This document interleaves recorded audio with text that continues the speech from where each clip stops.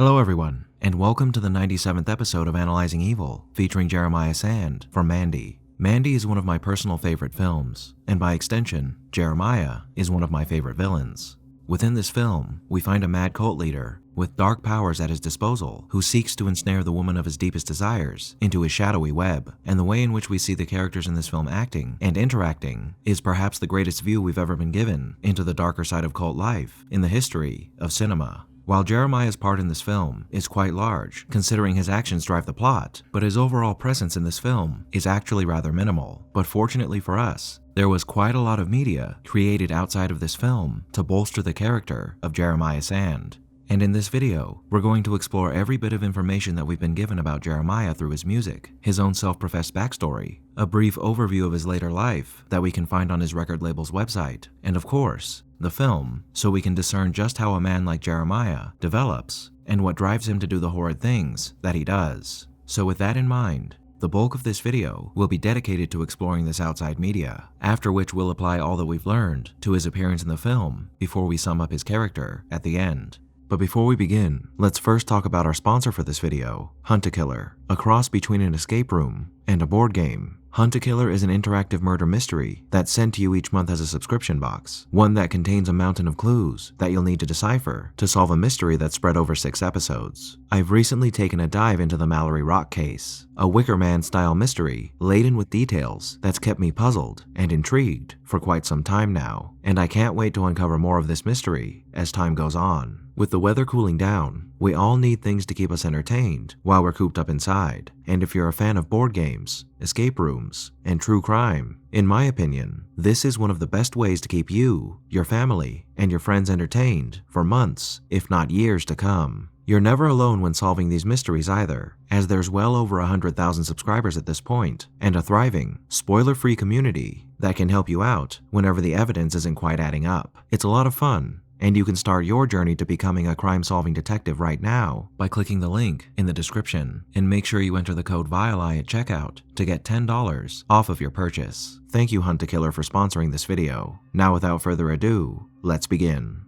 Jeremiah Sand was born Jeremy Rygard and raised in San Diego, California. When he was 7, his mother locked him in a closet, a traumatic experience that saw the young Jeremy screaming for help as his mother hit the door with a stick, yelling to him all the while that the more he screamed, the longer he would stay in there. His father tried to reason with his mother, but to no avail, and he would stand idly by as Jeremy was forced to suffer abuse from his mother. It was shortly after his imprisonment in the closet that Jeremy began to feel that he was the son of fools who had no idea how to live, 2 souls that were lost in the banality of their existence. His father was a hedge fund manager, and his mother a failed actress, 2 people that attempted to uphold the status quo of a happy family, with typical family outings, ones where they would dress Jeremy up in tailor-made suits that he despised, clothing that made him feel like a puppet dancing along his parents' strings. Though his father would stick up for him on occasion, Jeremy always felt that his father put up with him rather than truly loved him. And this feeling, along with his mother's abuse, further distanced the young Jeremy from his parents. But Jeremy, who referred to himself as both smart and talented, abused his home situation to his own advantage, playing them both against one another the best he could in order to lessen the load that was bearing down on him. Jeremy noted that his mother likely hated him even more than she already did because he, unlike her, the failed actress, was talented, and that was why his mother was so mean to him. Jeremy would focus his efforts on honing his supreme talent by playing music, desiring to ascend to the stars like his musical heroes had before him. However, he would rarely share his talents with others, and never at school, instead choosing to listen to music in his room and play his guitar to an audience consisting solely of himself. Now, even though Jeremy would refuse to showcase his talents to his peers, he did cultivate friendships with other students, stating that he chose his friends wisely and that he only wanted to congregate with people who showed their allegiance and loyalty to him. To ensure that only the chosen few would gravitate to him, he formed an elite club at school known as Live to Tell.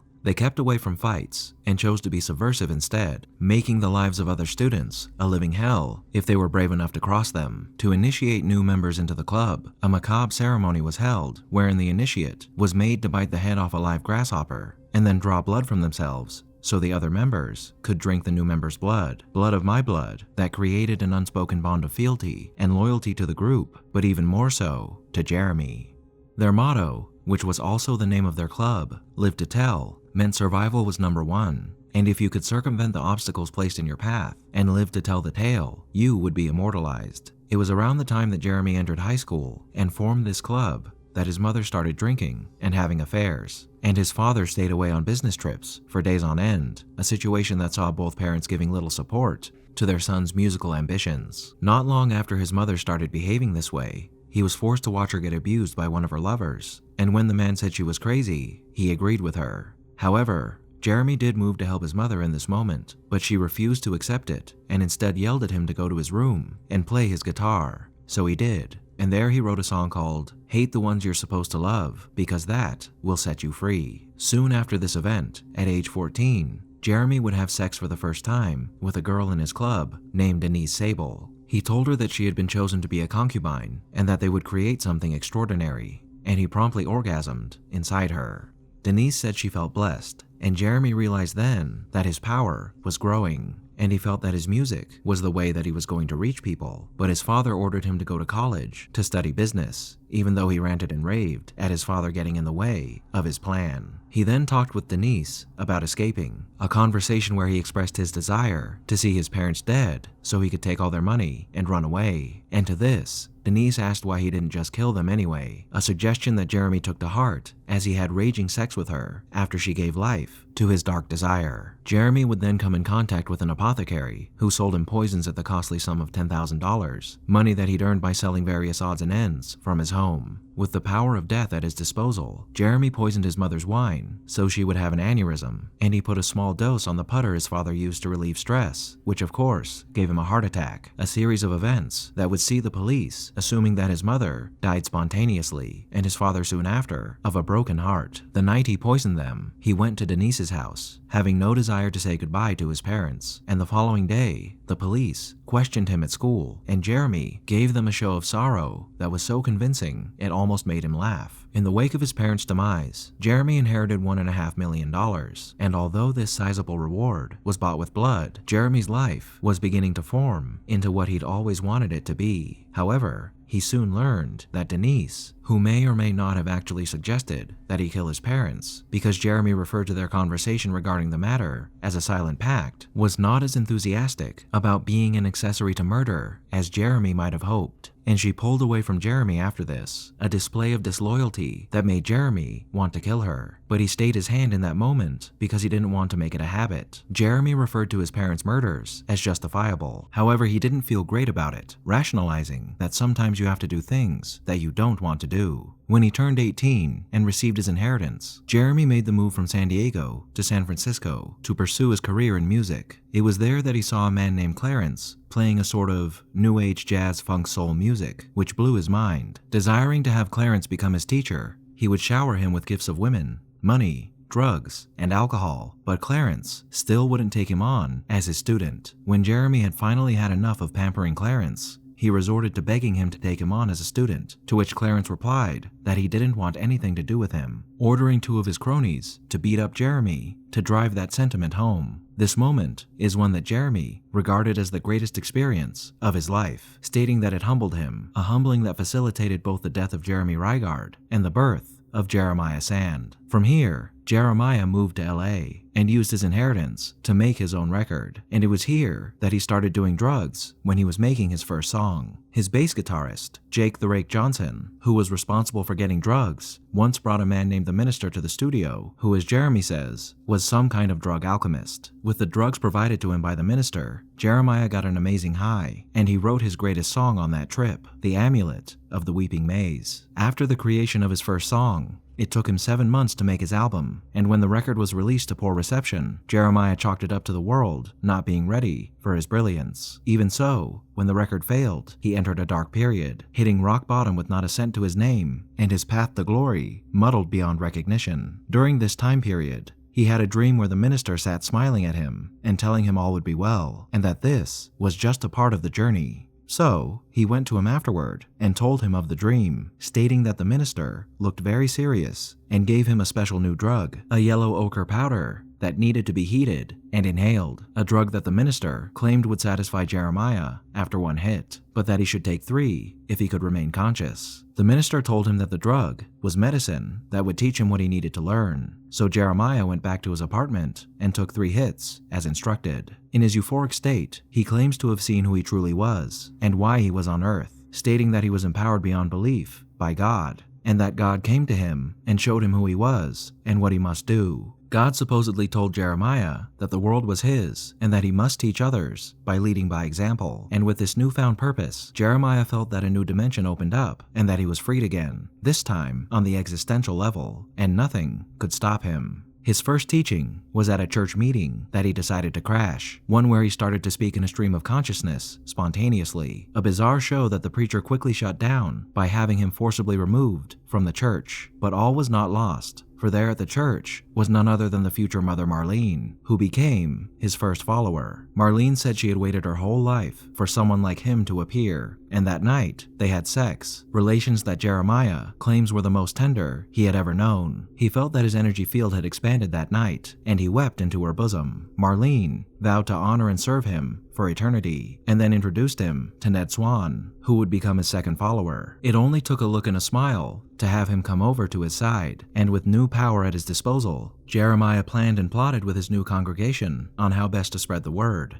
That word being that Jeremiah is rising, and so too shall you unto a new dawn, and become his children. So there are a number of things in this self-professed backstory that give us insight into how Jeremiah came to be who he is, as well as what kind of man he is. First off, we have the knowledge that Jeremiah was abused and neglected as a child, which instilled a deep hatred of his parents within him that would usher in his hatred of any and all authority. This hatred invariably causes Jeremiah to look down on those who would place themselves above him, and along with something else that's quite prevalent in this story, his narcissism, we get a man who from an early age believed that he was a special person of many talents who's been rebuffed by a world that doesn't understand him. What's interesting about Jeremiah is that this belief in himself and distrust of others caused him to essentially become a cult leader in his youth. The makings of the cult of Jeremiah Sand readily apparent in his formation of the Live to Tell Club. From the way his youth developed, it's apparent as well that Jeremiah suffers from antisocial personality disorder, alongside his narcissism, a combination that would allow him to murder his parents without much thought given to the matter. However, what's more important than the grittier details of how Jeremiah blossomed into the maniac he would become is how those details led him to his rebirth as Jeremiah Sand, following the beating he took, as well as the epiphany regarding his purpose, following the trip he took while on the drug given to him by the minister.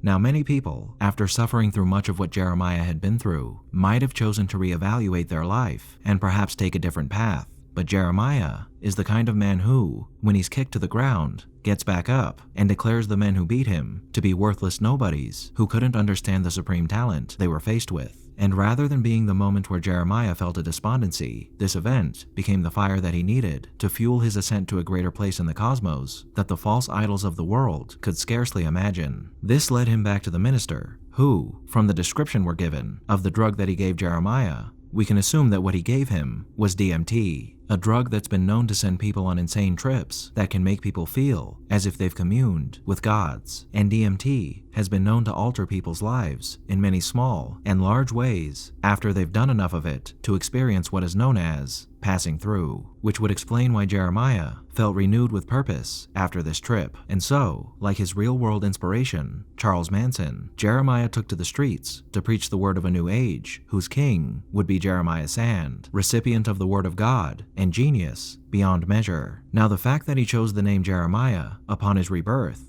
is quite interesting, as Jeremiah Sand's mission is essentially a twisted version of the Judeo-Christian prophet Jeremiah's own mission. Jeremiah was said to have been appointed by God to reveal the sins of the people of Israel and the punishment to come, and he did so by coming to Israel and warning the Israelites about the severe consequences of breaking their covenant with God through their idolatry and injustices, as they, after the death of their king, began to worship all manner of pagan gods. Thus Jeremiah predicted the siege of Jerusalem by the Babylonian Empire as an agent of God, and the book of Jeremiah was arranged to present Jeremiah as a messenger of God's justice and grace, as he was called by God to be the prophet of Israel and the nations, to uproot and tear down, to plant and build up. During his efforts to do just that, he also coined the phrase, idolatry is adultery, and he assured the Israelites that after they were exiled following the Babylonian conquest, God will renew the covenant and transform Israel's hearts. And so Jeremiah said that he would place his Torah inside them and write it on their hearts to facilitate this change. And because of what he was trying to accomplish, Jeremiah was seen as a beacon of hope for the future. If you want to learn more about the real Jeremiah, I'll put a link to a video I used to gather all this information down in the description. The parallels between Jeremiah Sand and the Ancient One might not be readily apparent at first, but when you take a deeper look into his music, it becomes all the more clear that Jeremiah Sand's mission is essentially a perverted version of Jeremiah's. Take for example this verse from his self-proclaimed greatest song, The Amulet of the Weeping Maize. The rushing fools in plastic homes, these busy little bees running, busy back and forth, they never see their master's hand in everything. The order of the trees, the song that's whistling on the breeze, this song of you and me. Now describing people as busy little bees running back and forth, who never see their master's hand, sounds eerily similar to a man proclaiming that God's chosen people have turned their back on the covenant that they made with him. However, there are more songs by Jeremiah to work with here. In the song Message from the Mountain, we're given these verses. Open your heart, mind and time, so you can feel the light divine. The message from the mountain's clear. Without this change, the end is near. The brotherhood is in control. Invisibly, they fill your soul. The inner mounting flame you will feel. Now know that love is real. Plastic pigs blindly stare at crystal castles in the air. They think they'll live up there someday, if priests and poets they obey. The pale night leads us everyone. It's time for truth to come. His holy blade on fire portends the wrath of angels on mortal men. This living light links us to him and to the battle of love with fear again. The brotherhood is in control.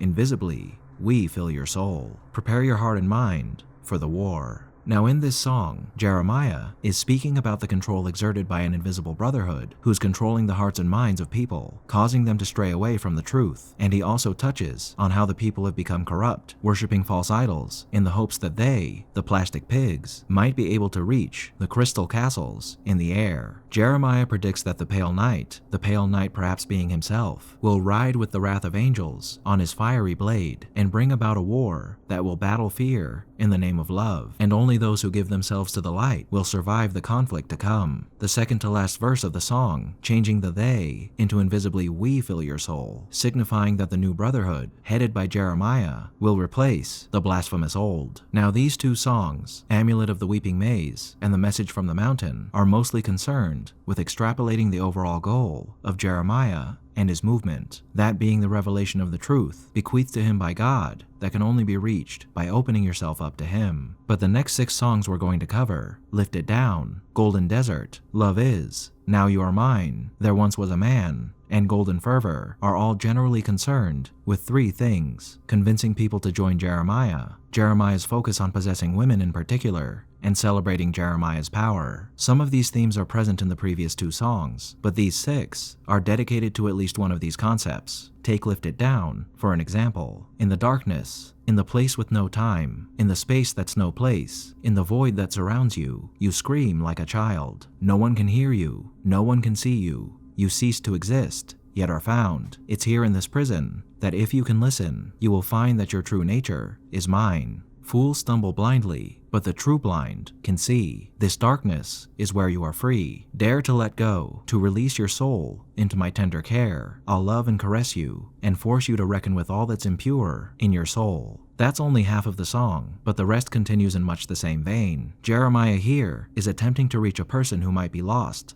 and despondent, drowning in the despair of a world of lies, and by resonating with their dark feelings, he's attempting to offer them a cure, that cure being submission to the light of Jeremiah Sand. The next song, Golden Desert, is much the same, though this time it replaces a vast abyss with an unending desert, and it also focuses more on a specific woman. I found you in the desert, in these mental chains, beneath the shining sky love, wandering in a daze. You are like a baby with your captive mind. You know I am the traveler. There is no home of mine. It would be a crime, love, to leave the helpless here behind. If you need the thunder, maybe you'll survive. You know I am your water. The theme of focusing on drawing in women or expressing his love to them is perhaps most prevalent in his song Lisa, which is entirely dedicated to an unknown woman named Lisa whom he might have been in love with. But the next song, Now You Are Mine, is much more vague in exactly who it's talking about. As from the title of the song, it stands to reason that this was more of a call to any woman searching for purpose than anything, though it might have been inspired by Mother Marlene, considering it does contain the lyrics, "Mother, you heal me, your secrets conceal, your breast heaves beneath me." The song There Once Was a Man is more concerned with Jeremiah's story, calling, power, and the apocalyptic future that he sees coming. There once was a time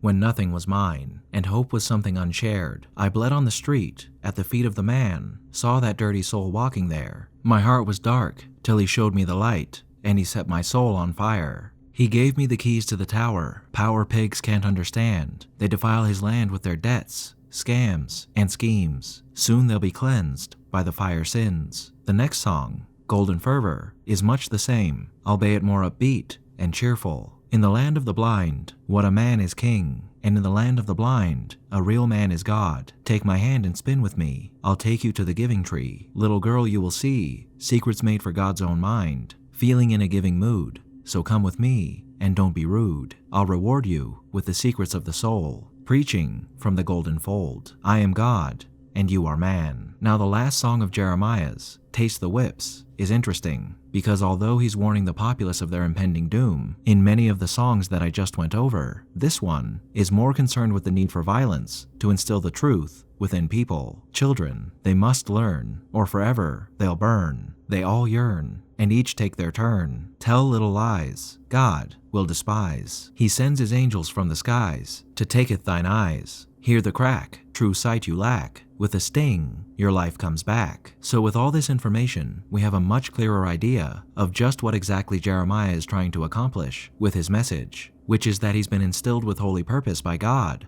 and become his representative on earth, like Christ before him, the light that all must flock to if they want to be saved from the inevitable burning they'll suffer for their sins. And if he has to, he'll cleanse his children of their blasphemy with the crack of a whip. And of course, he's also searching for women in particular to join this movement, or perhaps just one specific woman, which we'll touch on later. But it's interesting to note the parallels here between the message of Jeremiah Sand and Jeremiah, as many of their proclamations are interchangeable, although Jeremiah Sand's message is much more egotistical and self-centered than Jeremiah's. It should be noted as well that though Jeremiah Sand's movement has its origins in Christianity, at some point, as cults always do, his Christ-derived message becomes warped and perverted into something more demonic than holy. And in Jeremiah's case, that's even more true, considering the alliance he seems to have with a supernatural biker gang straight out of hell. Now before we start talking about the events of Mandy, there's some information given to us via the Sacred Bones Records website, the label that sells Jeremiah's music, that tells us more about what Jeremiah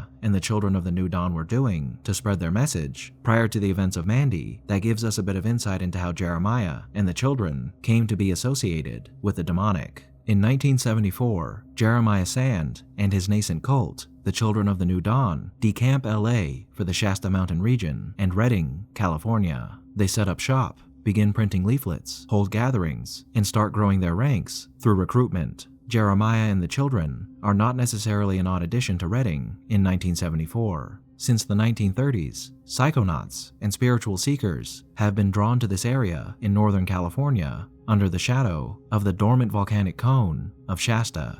By 1974, urban California hippies, worn down by direct political engagement with state security forces, have started drifting north, and the towns along the border with Oregon State are filled with ad hoc spiritual organizations, commune builders, and lost souls. Jeremiah and the children fit right in. A few years prior to assembling his flock, Sand had self-produced and released an album of psych folk that was unremarkable in almost every way, save for the unrelenting vanity and egoism on display in the lyrics. This early album is one of the only existing documents of Sand. The commercial failure of the album became the catalyst for Sand to leave Southern California and settle in a place where his truth would be received by pure and open hearts. By mid-1974, the children have grown in rank, and Jeremiah becomes obsessed with recording his masterpiece, a musical message to the world, communicating a truth that only he has been given spiritual access to. This project becomes the central focus of the children. His lieutenant, Brother Swan, overhears that there is a small recording studio just north of the city. He arrives one day at the reception with a large gym bag full of cash and instructs the owner to cancel all sessions on the books. The studio will now focus on one thing, and one thing only, helping Jeremiah realize his vision. Tense and rough structures appear on the surrounding property as the children make the studio and its grounds their new home. They hold recruitment meetings where Jeremiah evangelizes in between endless recording sessions. The owner and his staff begin to feel as though they're being held hostage, but the money is good and the children keep paying. This goes on for years. New members drift into the sessions. A disgraced professor from the electroacoustic music program at Evergreen State arrives with a full bucla system. He's liberated from the university. Jeremiah is entranced by it, and for a few weeks, the only sounds coming from the studio are blasts of atonal, corroded noise, underpinned by ominous chanting. The mood changes. The town begins to turn against the children. A few people have gone missing, some teenagers, a studio engineer. By the spring of 1977, the entire session has broken down into hallucinogen and cocaine-fueled chaos, bad vibrations. One night in early March, after a grueling mixing session, the producer and owner of the studio is startled awake by an extremely agitated-looking Brother Swan. Swan is sweating and wild-eyed, casually holding a gun, explaining to the producer that plans have changed and that Jeremiah has heard a calling and a great summons. They are leaving, all of them. That night, Swan directs the producer to put the existing reels in a lockbox along with a short 16mm film, lyrics, album art, and scribbled notes. Swan tells the producer Jeremiah will be back to finish his masterpiece. It all goes in the box, and it's not to be opened until the children return. They never do. Now, the great summons that Jeremiah heard must have been the one he received from the biker gang, perhaps hearing the call of the Horn of Abraxas and receiving it in turn once he'd made his pact with them. And 6 years after Jeremiah and his children made this pact and abandoned their recording project, Jeremiah's journey has brought him to the Shadow Mountains, where he spies the woman he'd been searching for to unite with him in his holy purpose, Mandy. As I said earlier, many of his song lyrics regarding women seem to focus on one woman in particular, even though they were likely designed to draw in many women to his cause. And that desire to find the one true companion to Jeremiah's hand was always a threat waiting to be unleashed on the right woman, who unfortunately happened to be Mandy. Now at this point, I've regaled you with a whole heap of background information, motivation, and purpose regarding Jeremiah, but what kind of man do all these horrid things make? Well, a whiny, nasally prima donna with a god complex. And our first encounter with Jeremiah in the film gives us just that. Lying in bed exhausted and attended by Mother Marlene and Brother Swan, we get to see just how devoted and sycophantic his two primary followers are. And we also get to see how Jeremiah utilizes a well-known cult tactic with Mother Marlene to conform her to his demands, harshly reprimanding a person and following up those reprimands with concern for their well-being. Jeremiah is seemingly unleashing his anger on this woman in this moment, but the fact that he displays concern for her spiritual well-being supports the idea that this is just another way in which Jeremiah yo-yos the support and admiration of his congregation to his benefit, keeping them in a perpetual state of inadequacy that trains them to believe that they aren't good enough, and the only way they'll ever be good enough is to submit themselves ever more to the will of Jeremiah's hand. In his exchange with Brother Swan, we also get to see how sadistic Jeremiah is when he expresses his joy at having to sacrifice one of their own in order to call forth the biker gang. Which, while Jeremiah once expressed his displeasure at having to kill his parents, this does show us that he does enjoy adding a little barbarism into his day when it suits his aims. Now, the next time we encounter Jeremiah is just after Mandy has been drugged with a strange wasp that was provided by the chemist, a mysterious purveyor of drugs that may have been an apprentice of the minister that Jeremiah mentioned in his backstory. Here, Jeremiah appears as the very picture of a cult leader, clad in a white shoulder-padded robe, surrounded by his loyal followers on all sides. Jeremiah proceeds to attempt to entice Mandy to his person by playing for her his music, which he believes is beyond genius level, and then he disrobes to entice her further with the not-so-glorious image of his naked form, a plan which backfires when Mandy begins furiously laughing at his advances and music, causing Jeremiah to have a manic breakdown wherein he berates his children for looking at him as he screams for Mandy to stop her incessant laughter. Following this event, Jeremiah retreats to a mirror to commune with himself, or more appropriately, the part of himself that he believes holds the grace of God to find guidance. After pathetically murmuring to himself in the mirror, his prayers are seemingly answered when he gazes into his eyes and tells himself to never doubt himself. And the flip to decrying Mandy as a soulless whore unworthy of his light in the next scene resonates with this statement, as when Mandy had started admonishing him with her laughter, Jeremiah surely began to feel inadequate and discouraged, doubting himself, as the woman he thought was the answer to his search for love rebuffed not just his advances, but the music that he holds so dear. So, coming back to his senses, Jeremiah assumes that Mandy was not the one he was searching for, and that she, like the majority of the population, does not understand his divinity, and so he resolves himself to continue on as he had before and punish this heathen whore in the most horrifying way possible, remarking here that the greatest mistake that Christ ever made was not offering up a sacrifice in his stead. And with the cleansing fire that he promised would come in many of his songs, Jeremiah does just that, and he does so right in front of her husband. Before he kills her though, he does make a point to explain to Red that whatever he and Mandy had wasn't love, and that he, Jeremiah Sand, was the only man who was given and understands true love, and he proves his point by having one of his followers, Lucy, point a gun at her head and pull the trigger. And though there were no bullets in the gun, Jeremiah certainly proved how brainwashed and loyal, if not loving, his followers are in this moment, stating to Red that he, like his wife, is nothing but an animal without a soul who is incapable of understanding the light within Jeremiah like his children are. And he says all this just before he stabs him, after Red had already been tortured quite a bit. We don't encounter Jeremiah again until after Red has finished dispatching each member of his flock, as well as the demon bikers that he had on his side. And here, initially, Jeremiah is as self-righteous and defiant as ever, reiterating how Red is an animal without a soul who could, if he would just submit to him, understand why his wife had to die and come into the light of Jeremiah Sand to be saved from the dark fate that all people who fail to submit themselves to him must face. But his courage and confidence quickly dissolves once he realizes Red is never going to forgive him for what he's done. And like the worm he is, he resorts to debasing himself and offering to fillet Red in exchange for his life, an offer which Red refuses by ending Jeremiah's. And at this end, who was Jeremiah Sand? He was a child who grew up in a broken home, one that displayed a deeply ingrained narcissism from an early age, a trait that would see him slowly develop a god complex through self-assuredness in his own talents and the development of a small cult during his time at school. It was during his time as a young cult leader that Jeremiah would commit his first crime, murder, killing his parents to free himself from their yoke and give him a path towards realizing his ultimate ambition, the possession of everything and everyone that he so desired. Struggling to find his footing in the music industry, Jeremiah, after receiving a godlike premonition from drugs, turned his intense ego and vainglory towards cultivating a following of wayward souls, children of the new dawn, cast aside and forgotten by society, searching for meaning in the glorious light of Jeremiah Sand. Committing numerous crimes during his time as cult leader, Jeremiah would enter into an unholy fraternity with demonic forces and wreak havoc on an unknown number of people before he set his sights on Mandy, the woman who his desire to possess set the stage for his ultimate destruction. Murderous, narcissistic,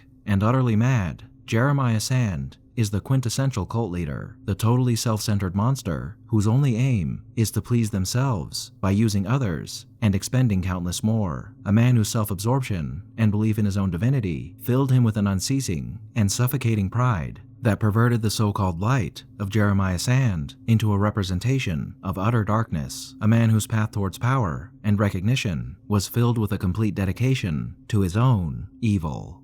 Thank you all for tuning in to this episode of Analyzing Evil, and I hope you've enjoyed. What are your thoughts on Jeremiah? Did I miss anything? Let me know down below, and leave a suggestion for a villain you'd like to see featured while you're at it. If you liked this video, hit that thumbs up button, and make sure to subscribe if you haven't already. A big thank you to all of my subscribers, my patrons, and anyone who's decided to honor me with a super thank. A most vile thank you to them, as well as our most dedicated patrons.